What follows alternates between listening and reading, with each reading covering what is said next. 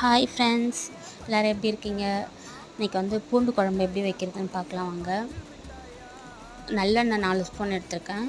1 spoon கடுகு, 1 spoon ஜீரகம், 1 spoon வெந்தயம், அரை ஸ்பூன் அளவுக்கு மிளகு, கைப்பிடி அளவுக்கு பூண்டு, சின்ன வெங்காயம் சின்ன வெங்காயம் என்கிட்ட இல்லைன்றதால நான் பெரிய வெங்காயம் சேர்த்துருக்கேன். பெரிய வெங்காயம் 2 வெங்காயம் எடுத்திருக்கேன்.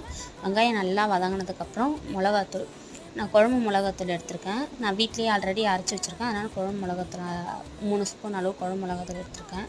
தக்காளி அரைச்சி ஊற்றிருக்கேன். தக்காளி 2 தக்காளி அரைச்சி ஊற்றிருக்கேன். ஒரு எலுமிச்சை சைஸ் அளவுக்கு புளி அது கரைச்சி எடுத்து வச்சுருக்கேன். அதை ஊற்றிட்டுக்கலாம். நல்லா கொதிச்சதுக்கப்புறம் சிம்மிலே வச்சு கொதிக்க விடுங்க. நல்லா கொதித்து சுண்டணும். உப்பு தேவையான அளவுக்கு போட்டுக்கோங்க. நான் சாதத்தில் உப்பு போடுன்றதால கம்மியாக போட்டிருக்கேன். நல்லா கொதித்து இந்த அளவுக்கு இந்த பதம் எண்ணெய் பிரிஞ்சு வர அளவுக்கு எடுத்துக்கணும்.